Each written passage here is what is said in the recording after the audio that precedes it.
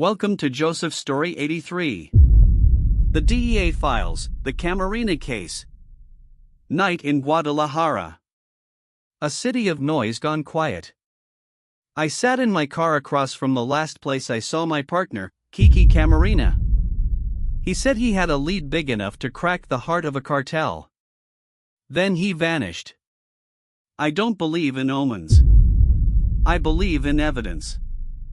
And that night, the evidence said one thing: someone wanted us blind.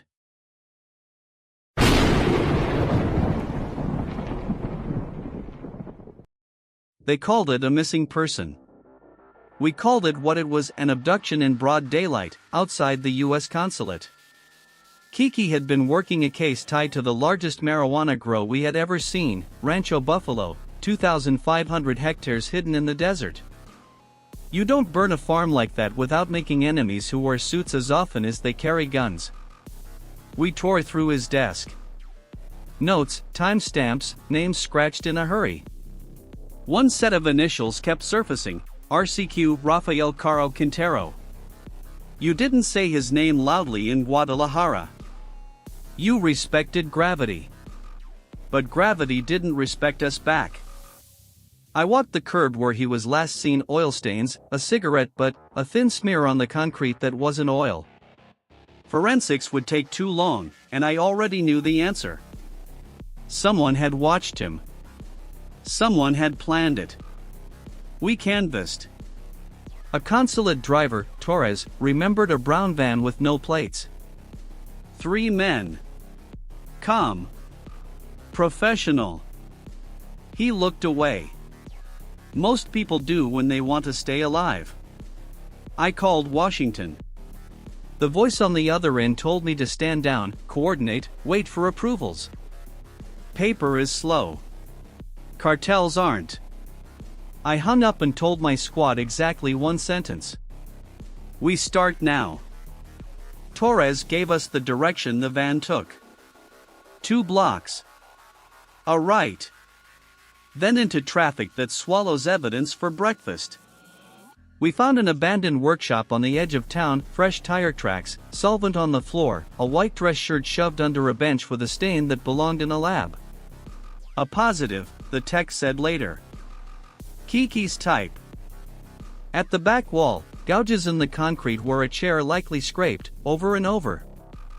No screams. Thick walls don't record sound. But someone did, on tape. A dusty recorder sat empty, and a box for cassettes sat lighter than it should. I radioed the team. We're not the first ones here. That night, we tailed a black van to a ranch beyond the city lights. Dry fields. No dogs. No birds. Places like that breathe secrets. El Oso pried the door. Inside, maps, 2 chairs, an ashtray overflowing with government-issue cigarettes. On the wall, faces, mugshots, surveillance stills, and Kiki, pinned under red string. In the cellar, we found what they missed: a single tape labeled K. I pressed play. Static. Questions. A voice I knew, tired but unbroken. Then a cut. Like someone didn't want the end recorded. What we found next wasn't buried under the ground. It was protected above the law. Washington finally moved. They named it Operation Leyenda, the biggest investigation DEA had ever put its badge on. It sounded good in a briefing. On the street, it meant something else: attention.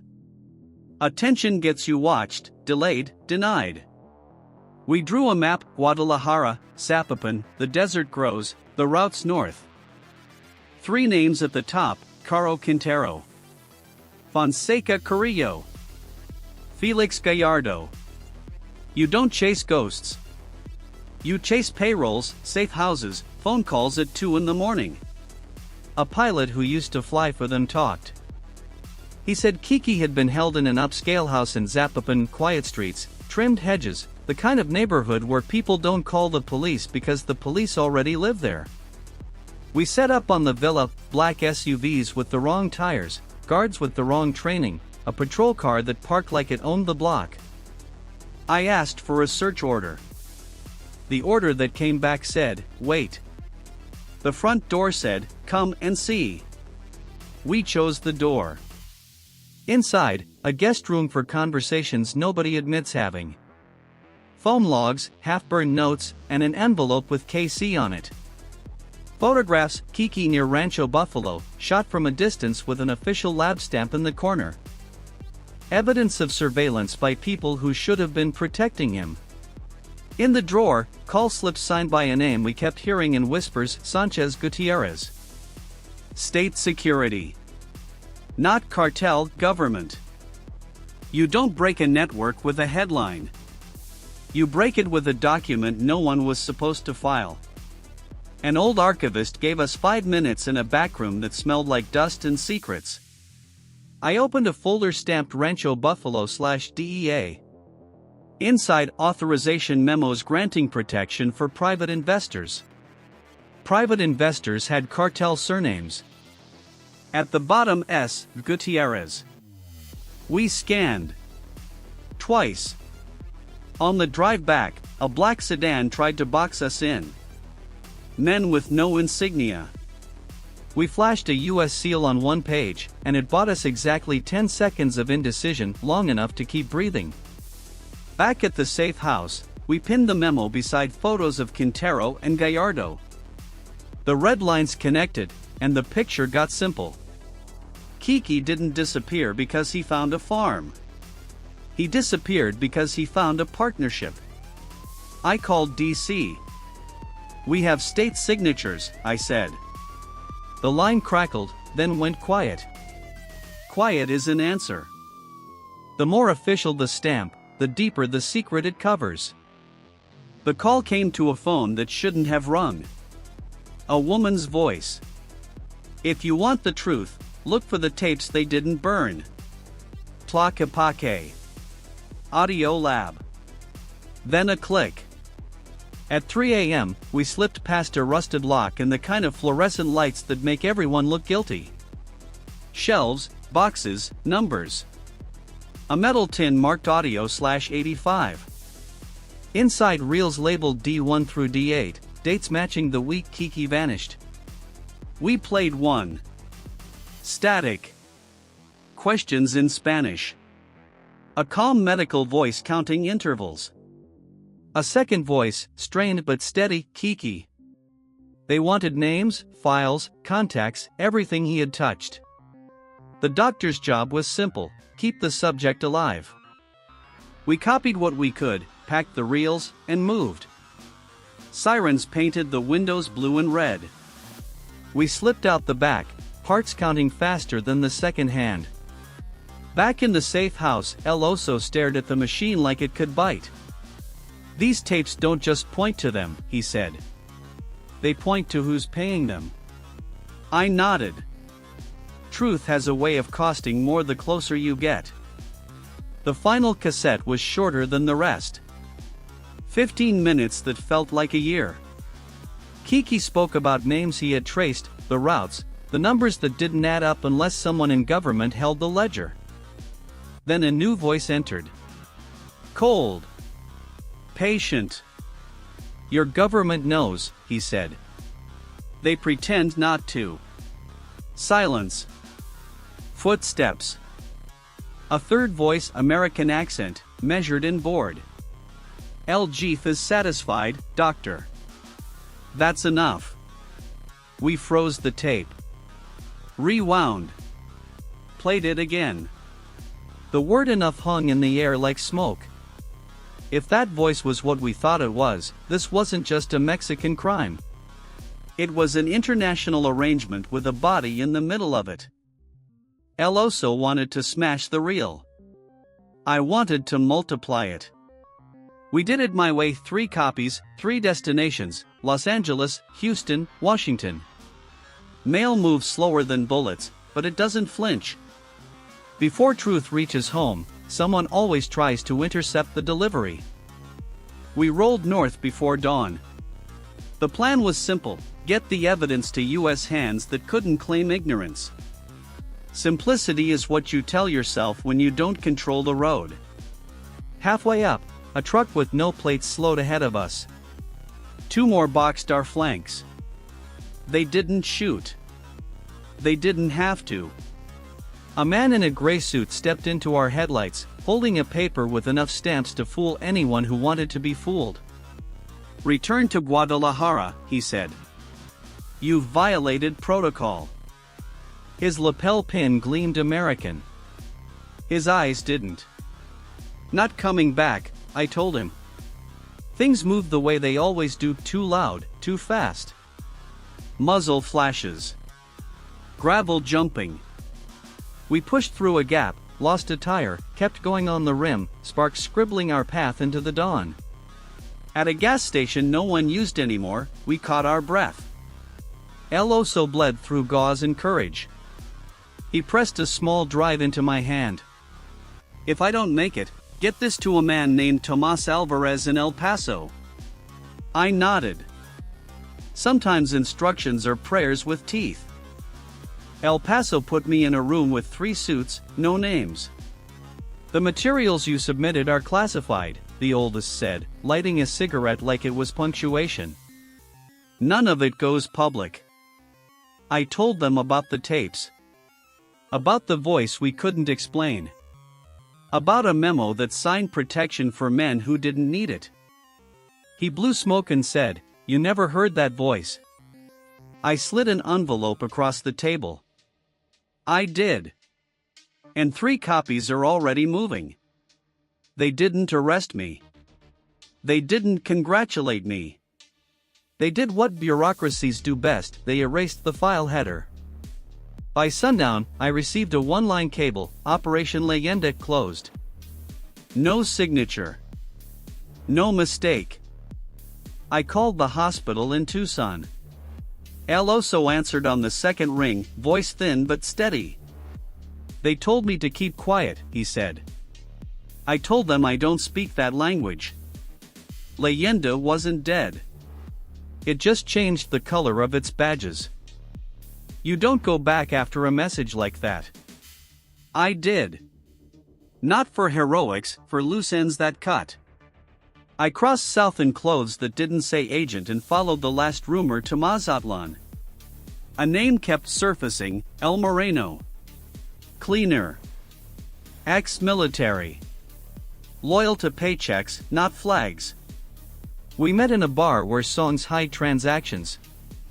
I put Kiki's photo on the table. Moreno glanced once and looked away. "He wasn't supposed to die," he said. "The order came from higher than you think." "Quintero?" I asked.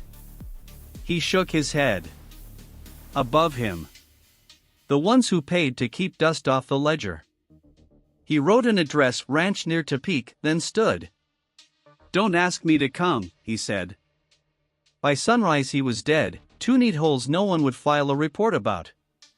The ranch held documents with names that didn't belong on Mexican paper and embassy liaison, a project name that smelled like a cover story. Headlights cut the slats. Voices said, "Burn it tonight." I left with copies. The building didn't. Evidence is heavy. Not the paper, the consequence. I arranged to meet with the only American I still trusted, Robert Hale. Midnight. Train yard warehouse. The kind of place where bullets don't echo because they're expected. Hale smiled like a man reassuring a dog before a needle. "Give me the bag," he said. I didn't. The air behind me changed, 3 men, wrong shoes for railroad work. Official, unofficial. "Rivera," Hale said softly, "you dug too far." The lamp swung. A shadow moved. A shot cracked, not there's El Oso, limping out of the dark with enough stubbornness to power the grid. The room filled with powder and silence broken into pieces. When it settled, Hale was on the floor and the bag was back in my hands. El Oso's voice was barely more than breath. "Now you know who sold us." I did. And I knew the chase had a new engine. From here on, the target wasn't the cartel. It was the truth itself. I was in El Paso less than a day when the call came. They wanted me back in the field office. Debriefing, they said. Control, I thought. 3 men waited inside. No badges, no smiles. Just expensive silence. The oldest one spoke first. Agent Rivera, the documents you delivered are now classified. Nothing leaves this room. I told him about the voice on the tape. About the embassy connection. About the system that protects itself. He didn't blink. He just said, that never happened. I pulled out one envelope. Inside, the memo with a US seal and Mexican signatures. If I'm lying, I said, prove it. He lit a cigarette and stared at the smoke.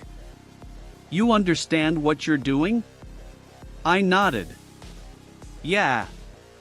I'm keeping a promise to a dead man. They told me to leave Mexico, to stay quiet. I told them I'd think about it. I didn't. Later that night I called El Oso at the hospital. His voice was weak but alive. They warned me too, he said. Then don't stop, I told him. The next morning, a message came through the wire. Operation Leyenda closed. No signature. You can kill an operation on paper. You can't kill what it started. I crossed back into Mexico wearing a borrowed jacket and a name that didn't belong to me. The air smelled the same diesel, dust, and fear. I visited the street where Kiki was last seen. The vendor still sold newspapers on the corner. He remembered the van. Brown, unmarked, government plates swapped for civilian ones. The driver, he said, was a man called El Moreno. I already knew that name. I called a contact from the old days, a journalist who still believed in truth. He told me Moreno was hiding near Mazatlan, under police protection. I bought a bus ticket and a lie to match it. The road south was long, the windows rattling like bones. When I arrived, the port was alive with heat and music. It hid things well. In a small warehouse near the docks, I found crates marked US export. Inside, chemical drums, radio equipment, and American customs stamps. Kiki hadn't been killed for finding drugs. He was killed for finding trade. The kind that wears flags as camouflage. Look, sometimes the truth doesn't hide in the shadows. It hides in the daylight. Finding El Moreno wasn't hard. He drank in the same bar every night, La Luna Azul. When I walked in, the band stopped for a moment, like the room remembered something it didn't want to. He sat in the corner, sunglasses on though it was night. I showed him Kiki's photo. He sighed, a long exhale that said more than words. He wasn't supposed to die, Moreno said. The order came from the top. Who's the top? I asked. He smiled. Depends on which flag you're saluting. Then he gave me an address, a ranch near Tepic. Said it was where the real files were kept. I asked him to come with me. He said, I've already outlived my pardon. When I left, he was still at the table. The next morning, they found him in an alley. No witnesses. No investigation. Just silence. In his pocket, a note with 4 words. Don't seek justice, proof. I folded it and kept it. It felt heavier than the gun I carried. The ranch near Tepic was quiet, too quiet. Fields of corn surrounding an old house with no dogs, no guards. El Oso always said, silence is a lie waiting to happen. He was right. Inside, I found files stacked like forgotten confessions. Project Condor. Embassy Liaison. Howard Davis. Names that didn't belong on Mexican paper. Each page tied the cartels to a pipeline that crossed the border both ways. Drugs for protection, information for power. I took pictures, every page, every stamp. Then I heard engines. 2 cars, headlights cutting through the dark. Through the cracks, I saw Gutierrez step out. And next to him, a man in a suit, pale skin, polished shoes. American. "Burn it all," he said. When they left, I ran. Seconds later, the sky behind me turned orange. The ranch exploded into fire. What I carried now wasn't evidence. It was a fuse. By the time I reached the city, I was running on caffeine and paranoia. I had the files, but no allies. I called the only American I still trusted, Robert Hale. We'd worked cases together before. I thought he was clean. He told me to meet him at the old train yard. Midnight. Come alone. When I arrived, the air smelled of oil and betrayal. He smiled, nervous, but his eyes stayed cold. "Give me the bag," he said. I didn't move. Behind me, I heard steps. 3 men. The same rhythm you hear before an arrest or an execution. "Rivera," he said softly, "you don't understand how deep this goes." I pulled my weapon, but he was faster with his words. "You're not a hero," he said. "You're a liability." Then the lamp above us swung, and a shadow stepped from the dark. El Oso. Limping, wounded, but breathing fire. Gunfire filled the warehouse, short and sharp. When it was over, Hale was down. El Oso fell to one knee, blood on his sleeve. "Now you know who sold us," he said. I did. And the hunt changed. From this moment on, the target wasn't the cartel. It was the truth itself. We drove through the night, the desert stretching forever. Every headlight behind us looked like a warning. El Oso was fading, but his grip on the steering wheel was pure defiance. Behind us, black SUVs. No insignias. No mercy. They didn't need to catch us. They just needed to erase us. At a checkpoint ahead, soldiers stood under floodlights. Among them, men in American jackets. Joint operation, they'd call it. We turned off the road and into a dry riverbed, sand kicking up like smoke. The engine screamed, then died. We made it to an abandoned gas station. El Oso pressed a small USB into my hand. "Give this to Alvarez in El Paso," he said. "He knows what to do." I nodded. Minutes later, lights approached. Shots tore the silence apart. Our car went up in flames. When the fire settled, I was still breathing. El Oso wasn't. I walked into the desert carrying the bag, the USB, and a promise. Dawn painted the border in pale blue. The checkpoint at El Paso looked calm, almost peaceful. I walked up slow, my shirt torn, dust clinging to my boots. An American agent recognized me. "Rivera, thank God, you're alive." I didn't answer. "Not yet." They took me inside. A man in a black suit waited. Special Agent Donald Pierce, Washington liaison. His voice was polite. His eyes weren't. "Give me the evidence," he said. I asked, "Do you even know what's on it?" He smiled. "Doesn't matter. It's classified now." Behind me, soldiers stepped closer. They didn't need guns. The silence was enough. I set the bag on the table, half open. "See this? These are your signatures, your seals, your ghosts." He said, "The system isn't your enemy, Rivera. The system is the truth." I dropped a small USB on the table. "That's a copy," I said. "The original's already gone." "Where?" he asked. To someone who still believes the truth belongs to the people. You just lost control, Pierce. And that scared him more than anything. 3 days later, the story broke. Los Angeles Times, front page. DEA agent exposes secret ties between cartels and government officials. Kiki's picture filled the page. For a moment, the world cared. Then it moved on. Washington held press conferences. Promised transparency. They reopened Operation Leyenda, but left my name out of it. Officially, I was a rogue.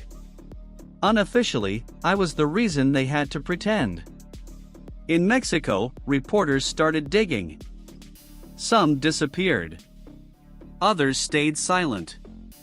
Caro Quintero was arrested, paraded for the cameras, then quietly protected. El Oso's bed was empty.